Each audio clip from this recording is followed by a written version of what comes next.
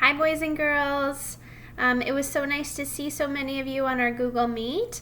I thought since we are continuing to do poetry today, I know it's a little bit late, but I thought I would read you another Dr. Seuss book because he's really great at rhyming.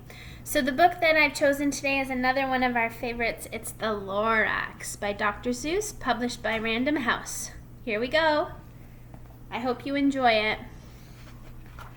It's another one of those books about thinking about the earth and thinking about kind of our footprint and how we affect things around us, okay?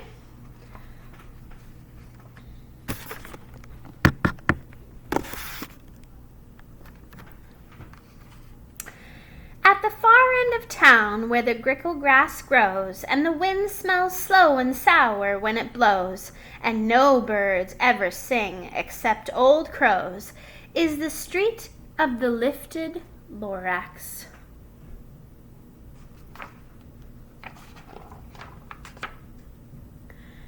And deep in the grickle grass, some people say, if you look deep enough, you can still see today where the Lorax once stood, just as long as it could, before somebody lifted the Lorax away. What was the Lorax, and why was it there, and why was it lifted and taken somewhere from the far end of town where the grickle grass grows? That old Onceler still lives here. Ask him. He knows.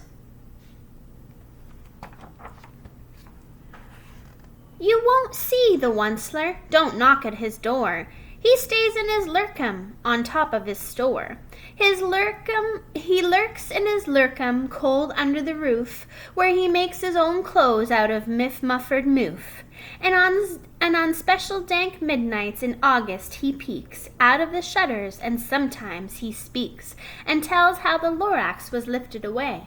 He'll tell you, perhaps, if you're willing to pay.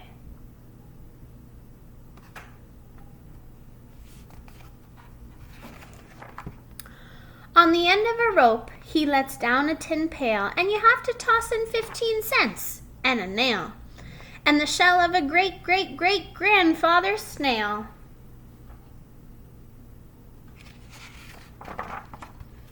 Then he pulls up the pail, makes a most careful count to see if you've paid him the proper amount.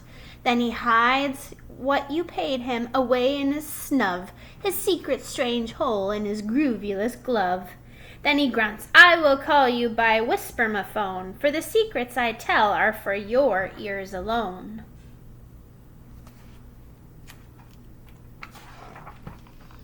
Slup, down slups the whispermaphone to your ear, and the old Onceler's whispers are not very clear, since they have to come down through a snurgly hose, and he sounds as he had smallish bees up his nose.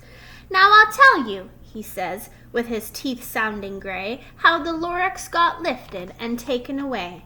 It all started way back, such a long, long time back. Way back in the days when the grass was still green and the pond was still wet and the clouds were still clean and the song of the swammy swans rang out in space, one morning I came to this glorious place. And I first saw the trees, the truffula trees, the bright-colored tufts of the truffula trees, mile after mile in the fresh morning breeze. And under the trees I saw brown barbaloots frisking about in their barbaloot suits as they played in the shade and ate truffula fruits. From the rippleless pond came the comfortable sound of the humming-fish humming while splashing around. But those trees, those truffula trees, all of my life I'd been searching for trees such as these. The touch of their tufts was much softer than silk, and they had the sweet smell of fresh butterfly milk. I felt a great leaping of joy in my heart. I knew just what I'd do. I unloaded my cart. In no time at all I had built a small shop. Then I chopped down a truffula tree with one chop, and with great skillful skill and with great speedy speed, I took the soft tuft and I knitted a thneed. The instant I'd finished, I heard a gazump. I looked. I saw something pop out of the stump of the tree I'd chopped down. It was sort of a man. Describe him? That's hard. I don't know if I can. He was shortish and oldish and brownish and mossy, and he spoke with a voice that was sharpish and bossy. Mister, he said with a sawdusty sneeze, I am the Lorax, and I speak for the trees. I speak for the trees have no tongues, and I'm asking you, sir, at the top of my lungs. He was very upset as he shouted and puffed. What's that thing you've made of my truffle a tuft? Look, Lorax, I said, there's no cause for alarm. I just chopped one tree. I'm doing no harm. I've been quite useful. This thing is a sneed. A sneed's some fine thing that all people need. It's a shirt, it's a sock, it's a glove, it's a hat. But it has other uses, yes, far beyond that. You can use it for carpets, for pillows, for sheets, or curtains or covers, for bicycle seats. The Lorax said, Sir, you are crazy with greed. There is no one on earth who would buy that fool Thneed. But the very next minute I proved he was wrong, for just at that minute a chap came along, and he thought that the Thneed I had knitted was great. He happily bought it for $3.98. I laughed at the Lorax. You poor silly guy, you never can tell what some people will buy.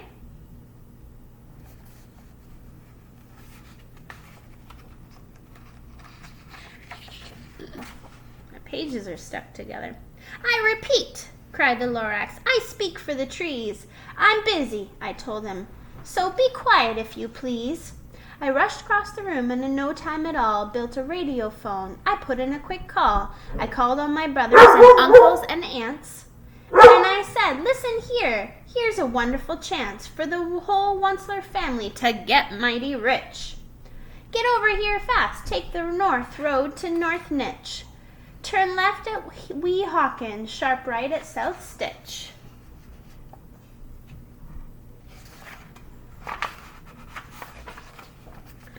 And in no time at all, in the factory I built, the whole Onceler family was working full tilt. We are all knitting Thneeds just as busy as bees to the sound of the chopping of truffle trees. Oh my. Then, oh baby, oh, how my business did grow. Now chopping one tree at a time was too slow, so I quickly invented my super axe hacker, which whacked off 4 truffle trees at one smacker. We were making Thneeds 4 times as fast as before, and that Lorax, he didn't show up anymore. But the next week he knocked on my new office door. He snapped, I'm the Lorax who speaks for the trees, which you seem to be chopping as fast as you please. But I'm also in charge of the brown barbaloots who played in the shade in their barbaloot suits and happily lived eating truffle fruits. Now, thanks to your hacking my trees to the ground, there's not enough truffle fruit to go around. And my poor barbaloots are all getting the crummies because they have gas and no food in their tummies.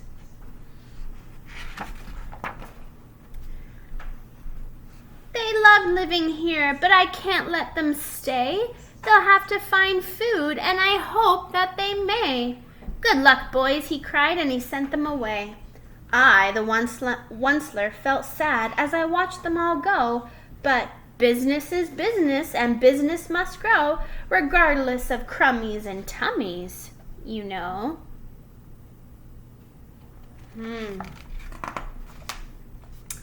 I meant no harm, I most truly did not, but I had to grow bigger, so bigger I got. I biggered my factory, I biggered my roads, I biggered my wagons, I biggered the loads of the Thneeds I shipped out. I was shipping them forth to the south, to the east, to the west, to the north. I went right on biggering, selling more Thneeds, and I biggered my money, which everyone needs.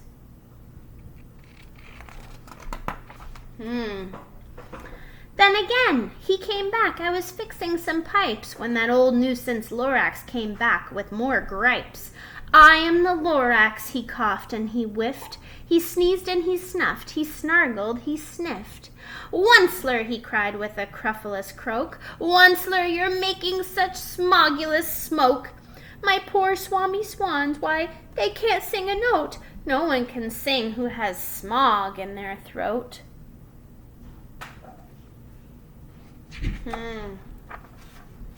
And so, said the Lorax, please pardon my cough. They cannot live here, so I'm sending them off. Where will they go? I don't hopefully know. They may have to fly for a month or a year to escape from the smog you've smogged up around here. What's more, snapped the Lorax, his dander was up, let me say a few words about gluppity-glup. Your machinery chugs on day and night without stop, making gluppity-glup, also schloppity-schlop. And what do you do with this leftover goo? I'll show you, you dirty onceler man, you.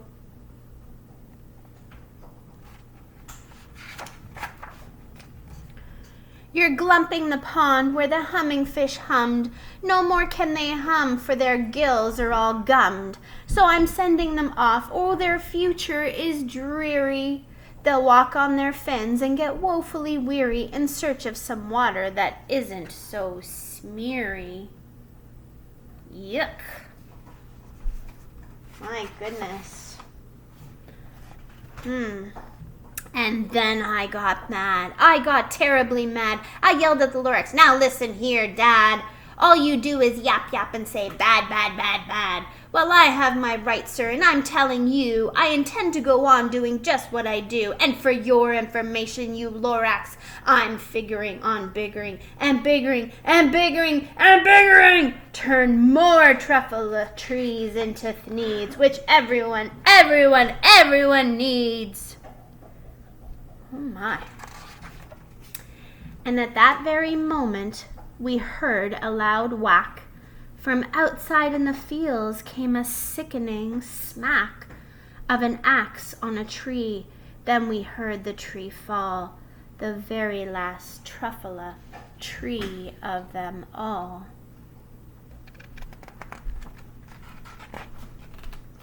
No more trees, no more thneeds, no more work to be done, so in no time my uncles and aunts, everyone, all waved goodbye. They jumped into my cars and drove away under the smoke-smuggered stars. Now all that was left 'neath the bad-smelling sky was my big empty factory, the Lorax, and I.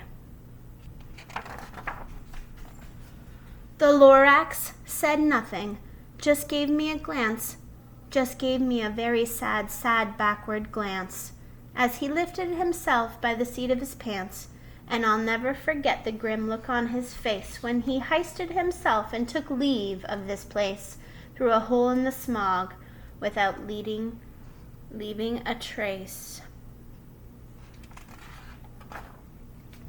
And all that the Lorax left here in this mess was a small pile of rocks with one word, unless. Whatever that meant, well, I just couldn't guess.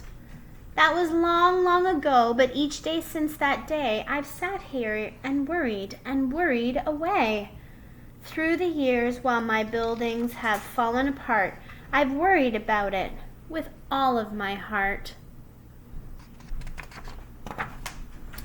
But now, says the Onceler, now that you're here, the word of the Lorax seems perfectly clear, unless someone like you cares a whole awful lot. Nothing is going to get better. It's not.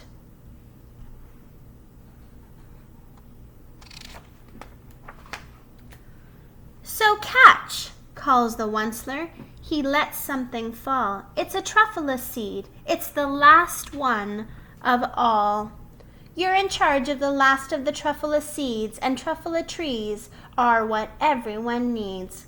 Plant a new truffula, treat it with care, give it clean water, and feed it fresh air. Grow a forest, protect it from axes that hack, then the Lorax and all of his friends may come back.